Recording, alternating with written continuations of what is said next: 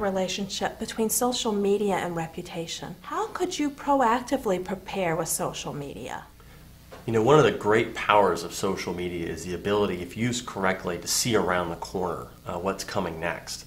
It's not just a reactive tool to use once the crisis has occurred and your company's in the thick of their bet the company situation. We counsel our clients that it's a powerful tool to hear what's being said about your brand now, to identify potential critics of the brand who are already criticizing you now that maybe haven't organized an efficient recall effort or litigation against your brand.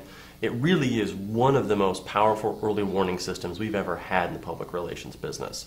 Many brand critics are channeling right now their feelings about your brand. Many activists are telling you right now online what they're going to do to organize against your brand. All you have to do is be listening for that. One of the key steps we counsel our clients, before you ever set up your Facebook profile or engage in Twitter or launch a blog or outreach, is you need to launch an active, very targeted listening campaign for your brand. All the tools are out there. Many of them are free. For goodness sakes, just a very simple thing is a Google News Alert. A lot of people know about those. Not a lot of people, surprisingly, know that you can also sign up for a Google Blog Alert, which lets you know whenever someone blogs about your company or your brand. That is basic 101 public relations crisis media monitoring efforts that you can engage. And you can go far more sophisticated tools now that let you track in real time conversations on Twitter about your brand. You know, Marriott Hotels does a fantastic program for this, where they actively monitor conversations from guests on Twitter. And their goal is to try to catch problems while the customer is still in the Marriott property. Talk about a change where a couple of years ago a consumer would have had a negative experience, gone home and told all their friends, maybe posted a review to a travel website and said, never travel at this hotel again. Now Marriott is catching that in real time and correcting that experience. Six Flags, a client of ours, has a similar program where all of their parks are monitoring to make sure that people are having a good time while in the park. If they're sending tweets out to their friends about a ride being down or a negative experience, their customer service reps are trying to engage and correct that guest relations experience before they ever leave the park. That is just a seismic shift in the way that we are able to manage and avoid a crisis occurring by having active monitoring programs.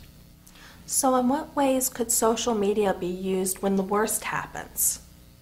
You know, I think once that crisis does occur, part of what we hope a company or a brand has done is they've built in the reflexes and the training to know how to engage the online space. As we talked about earlier, in Domino's case, the first time they were ever engaging Twitter was in the middle of their crisis. You don't want to be reaching out to your supporters and your fans for the first time in the online space when you're in the thick of it. You want to have done the due diligence to build the online brand ambassadors and the outreach before your crisis. But once that crisis occurs, there's a couple key things that I think are universal best practices. And one is be transparent and accountable. Boy, it is often the initial reflex to not want to be transparent, to maybe try to do some shadow blogging or have pay for people to clean up your reputation online. And in this day and age, that is just seen right through. With 118 million blogs online, all of them are looking to catch the next instance of a Walmart doing something inappropriately with blogging or another company that may have stumbled in the online space. So be transparent, but boy, you've got to reach out. There is no more powerful force today to help you in the time of crisis than the online networks and social networking sites. You know, I am a firm believer. I think Facebook is PR nirvana. I think it's untapped. I think, and a lot of that, frankly, is Facebook's fault for not effectively, I think, communicating and the way Google really has and how they can be used effectively. But for anybody that's ever tried to use Facebook, their micro-targeting capabilities, their abilities to really zero in and push action in support of a cause or a brand is a fantastic resource in times of crisis. And if you've done your homework and your due diligence in advance and you've built these communities of support online on Facebook or on Twitter, or you've reached out to the key bloggers that cover your industry, and when that crisis occurs, you reach back out to them. And you don't do it with a corporate PR press release. You do it with access. We've got a client, as I think I might have mentioned, Six Flags. Their CEO is one of the most forward-looking people when it comes to the online space. And they were preparing to go into financial restructuring, and they knew they needed to reach out to the blogosphere to share this story. Instead of sending a press release, the CEO sat down and did a blogger conference call with 25 bloggers that covered the theme park industry.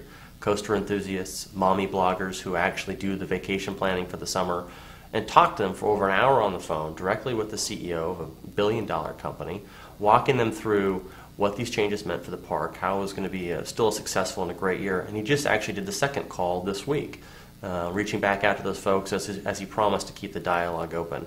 That's going to lead to really good rewards for this company down the line. Southwest Airlines is another fantastic example. They are the poster child for how you do this in a crisis. They've built the online goodwill by being open and accountable to their community. And when their crisis occurs, they've had some issues in the past with delays and other plane issues had to be grounded. Their online brand ambassadors came to their rescue saying, that's not the experience we're used to having with Southwest. We've had much better experiences.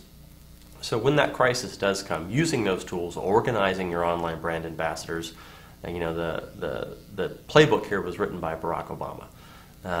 If anybody is familiar with how effectively he used the online social networking to energize not only his supporters to support him, but when a crisis occurred, when newspaper stories came out aligning him with very critical things from his past, they didn't engage directly. They had their army of supporters via mybarackobama.com and other sites push back and reach out to those newspapers with corrective messaging. So all these are tactics that are out there, and it really comes down to having a company that's willing to take it into their DNA to be aggressive, forward-leaning, and open to the online community. And when that crisis occurs, not putting their head in their sand and hoping it's going to go away. We often counsel our clients that when the Huffington Post is writing about you and your response is, well, it's just a blog, our response to you is they have more readers than the New York Times. And if it was the New York Times calling, you would take it just as seriously. So in this day and age, those lines are not even blurred anymore. They're gone. And whether it's the Huffington Post or the New York Times or Bob Woodward calling, the company really and brands need to really be willing to embrace that strategy of reaching out.